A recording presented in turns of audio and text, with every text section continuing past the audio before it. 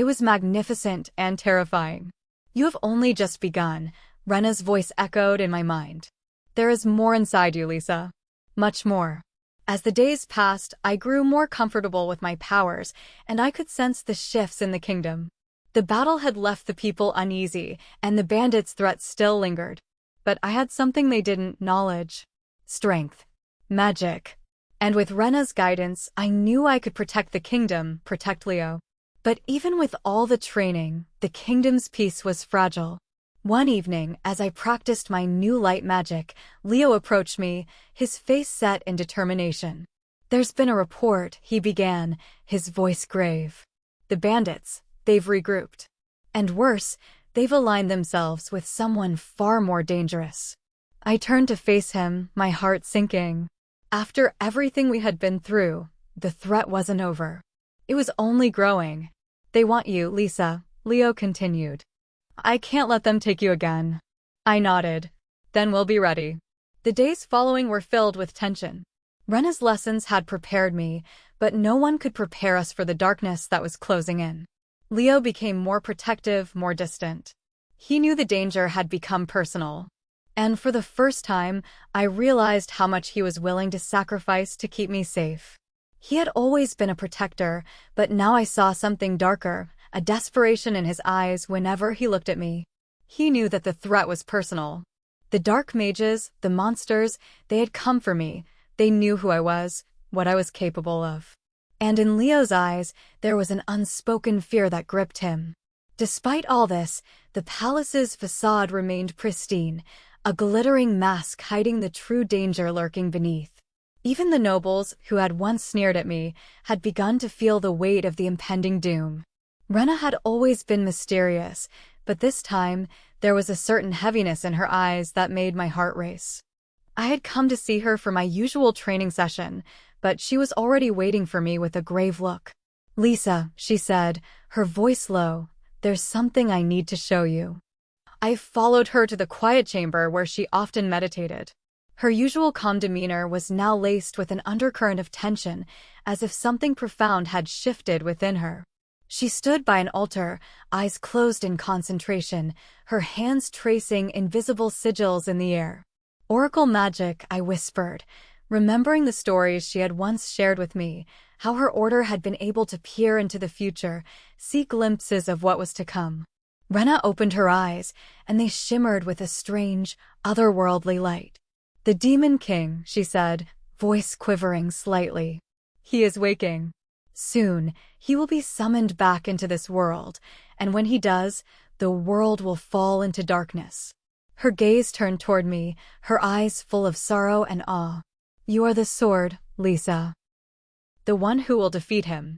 The only one who can stop this." The weight of her words hit me like a wave.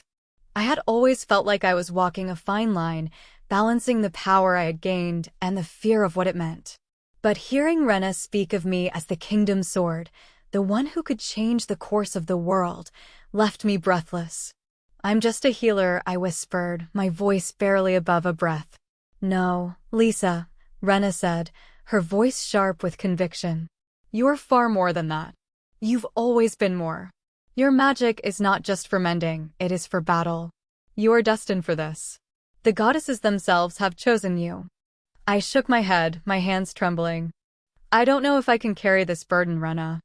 I don't know if I'm strong enough." But Rena only stepped closer, placing a hand on my shoulder. "You are. And you will be. The future of the kingdom, and the world, rests on your shoulders. But you're not alone." Just as I was about to respond, an eerie sensation washed over me, a cold chill crawling under my skin. Before I could react, an invisible force slammed into me, knocking the breath from my lungs. My vision blurred, and the world around me began to spin. I heard Rena's voice calling out to me, but it sounded so far away. My limbs grew heavy, and my heart struggled to beat against the pressure closing in on me. It felt as though my very thoughts were being torn apart, a violent force that twisted inside my skull. "Rena," I gasped, trying to steady myself, but the world was spinning, my vision darkening. It felt as though I was being crushed under an invisible weight. Rena's face contorted in fear. "No, no, this is a trap. You've been attacked by dark magic. I tried to reach out to her, but my body wouldn't obey. It was as if something was draining the life from me, sucking away my energy. My breath became shallow, and the world around me began to fade to black. The last thing I heard was Rena's voice, frantic, calling my name. The darkness swallowed me whole as my body lay unresponsive, trapped between the waking world and an endless abyss. In that space, I felt myself suspended, weightless, as if I were both everywhere and nowhere at all. The voices began to speak before I could even gather the strength to understand them. At first, it was a whisper, a faint, echoing hum. It felt as though it resonated in the very depths of my soul, reverberating through every fiber of my being.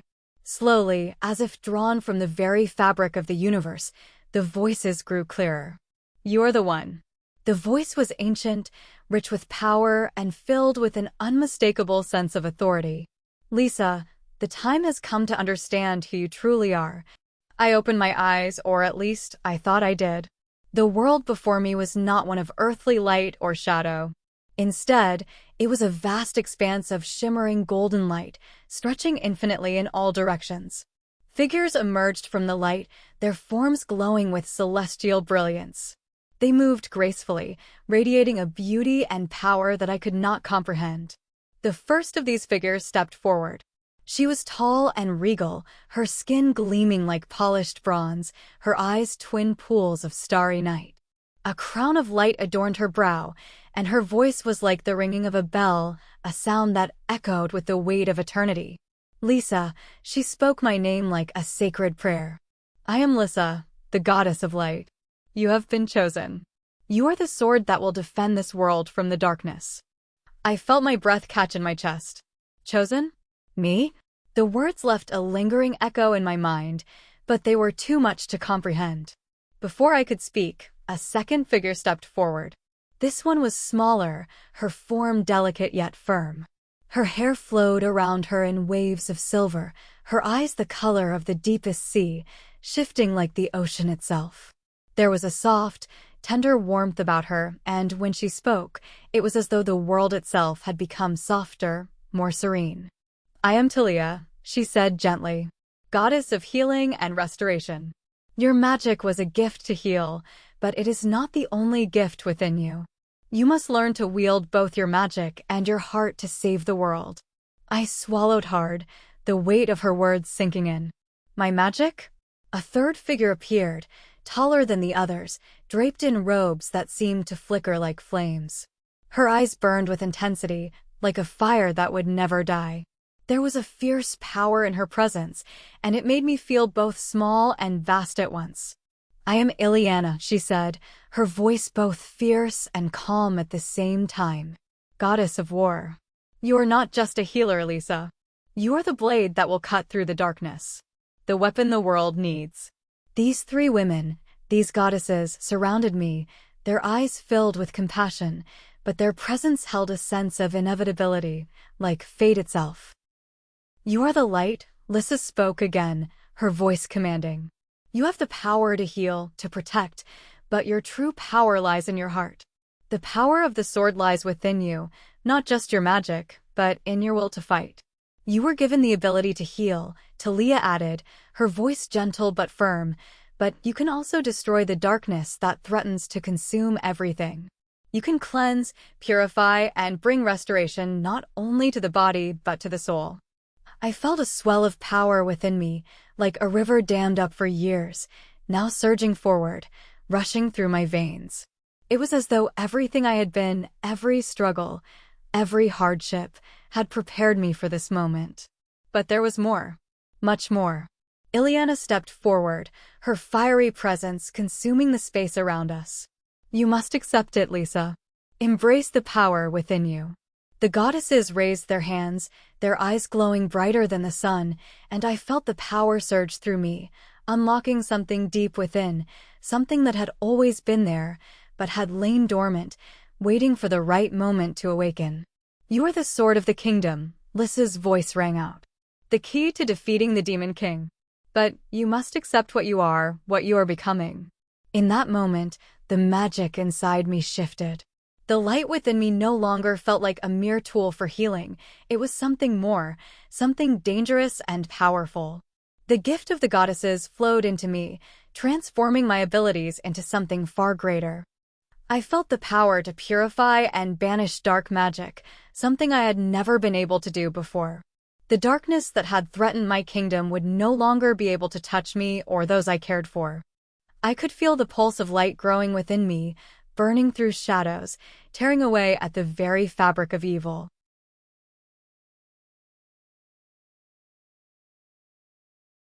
And then I felt it, the fire. The heat that came with war, with the will to fight. I could now summon flames, not just as a weapon, but as a force of destruction, a cleansing fire that could burn away everything tainted by the Demon King's influence. But there was something more. A third power, one that filled me with awe and trepidation. I could heal the very fabric of reality. Not just bodies, but the world itself. I could mend rifts in the earth, restore the broken bonds between kingdoms, and perhaps, in time, even heal the souls of those who had fallen into darkness. You have the power to destroy and to heal, Talia's voice said softly in my mind. You must use both wisely. With these new powers came a deep sense of responsibility, one that threatened to consume me if I wasn't careful. The final words. You're the light, Lissa intoned once more. But remember, you're the sword as well. The world will rely on you, and you must be ready. We have given you what you need, Ileana added, her fiery eyes gleaming. But now, you must awaken, Lisa. Wake up and fight for everything you love. The goddesses' forms began to fade, their presence slipping from my mind, but I could feel their power within me, coursing through me, filling me with a new sense of purpose. I had a destiny, and it was one I could no longer ignore. I was submerged in darkness, feeling weightless yet burdened with the new power that pulsed through my veins. The goddesses' whispers still lingered in my ears, and I felt their presence slipping away as I was slowly being drawn back into the world of the living. The first sensation I registered was warmth, a familiar, soothing warmth that wrapped around me like a protective shield. And then, his voice reached me, rough and filled with emotion. Lisa, please wake up. There was an urgency in the way Leo said my name, a desperation I'd never heard before.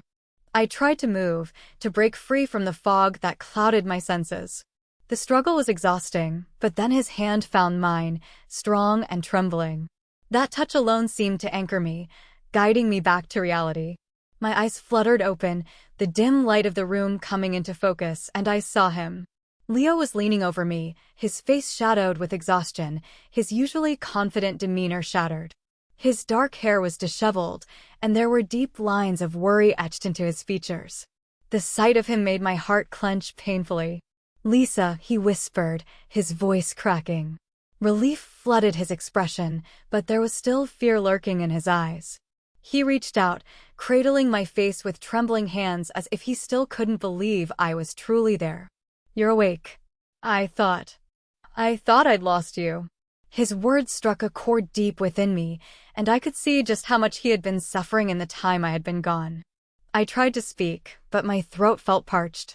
Leo, I managed, my voice weak. Tears pricked at the corners of his eyes, but he refused to let them fall. Don't ever scare me like that again, he said, his voice unsteady. Please. I felt a pang of guilt at the anguish in his eyes. Gently, I cupped his face, my thumb brushing over the rough stubble on his jaw. I'm sorry, I whispered. I'm here now. Leo's gaze softened, but the fear was still there, buried beneath the relief.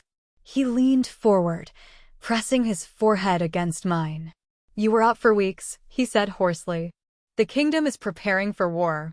The Demon King, everything is spiraling out of control, and I need you. His voice broke, and he took a shuddering breath. I can't lose you, Lisa. His vulnerability made my heart ache, and tears gathered in my own eyes. I knew the burden he carried, the weight of protecting the kingdom and me. The goddess's warnings rang in my mind.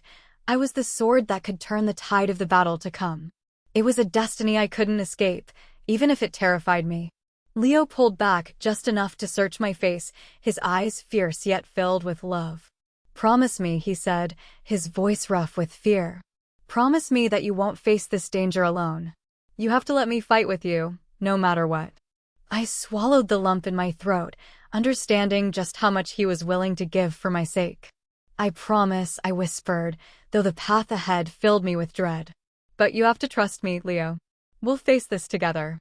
His hands tightened on me, and for a moment, he looked at me as though he wanted to say something more, to beg me to stay safe even when we both knew the fight was inevitable.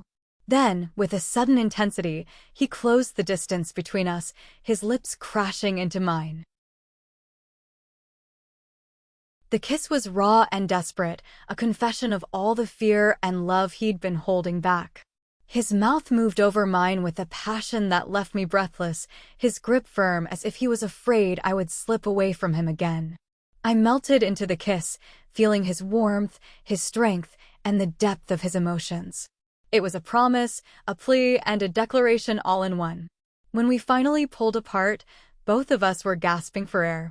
Leo rested his forehead against mine, his eyes closed as he whispered, "Please, Lisa. You mean everything to me. Don't make me live in a world without you." Tears spilled down my cheeks, and I wrapped my arms around him, holding on tightly. "I won't," I promised. "We'll face this together." In that moment, I knew our bond had deepened in ways neither of us had expected. The storm was coming, and the world seemed determined to pull us apart. But as long as I had him beside me, I knew I could face whatever darkness lay ahead. The hours after my awakening were a whirlwind of preparation and mounting dread. The palace was a hive of activity, with soldiers and messengers rushing through its grand halls, all bearing grim expressions. The urgency in the air was palpable. The kingdom was readying itself for the impending war against the Demon King. But despite the chaos, Leo refused to leave my side, his gaze constantly searching mine, as if he needed the reassurance that I was truly there. Rena appeared soon after, her presence bringing a sense of gravity that deepened the already heavy atmosphere.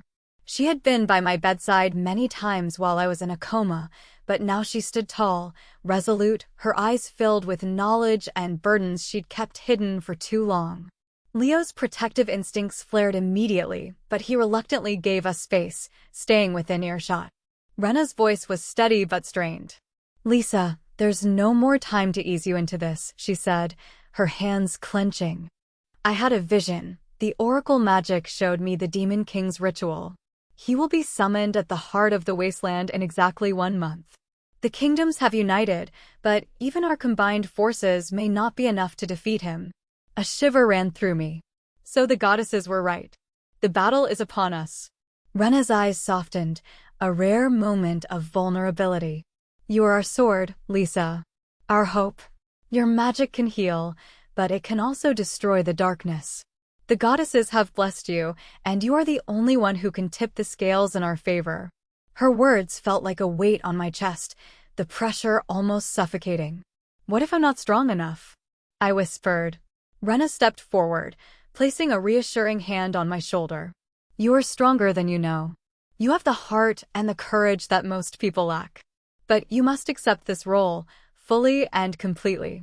Before I could respond, a sudden chill enveloped the room. The warmth that had once been present seemed to vanish in an instant, leaving a biting cold in its wake. The candles lining the walls sputtered, their once bright flames shrinking into mere flickers of desperate light. Shadows began to writhe and creep across the stone, twisting like living serpents as they stretched and slithered toward us. Rena's eyes widened in alarm, her usually calm and controlled demeanor fracturing. Without hesitation, she pushed me backward, her magic flaring to life in a shield of shimmering light that enveloped us both.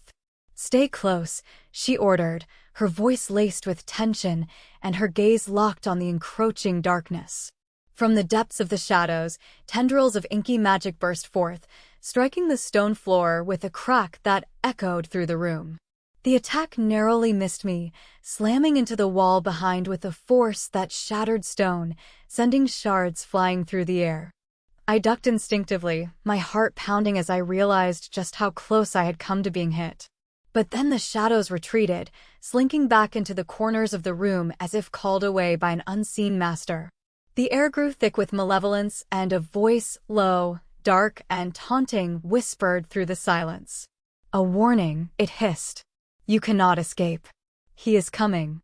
Rena's face paled, her jaw clenching. They're sending a message, she muttered, her hands still glowing with residual magic. The demon lord's army is near. I swallowed hard, trying to steady my breathing. The gravity of the situation settled over me, heavy and suffocating. We don't have much time, do we? Rena turned to me, her expression grim. No. We have days at most. She released the magic in her hands, the light fading but not the urgency in her eyes. We need to prepare. We need to warn the others and fortify the city.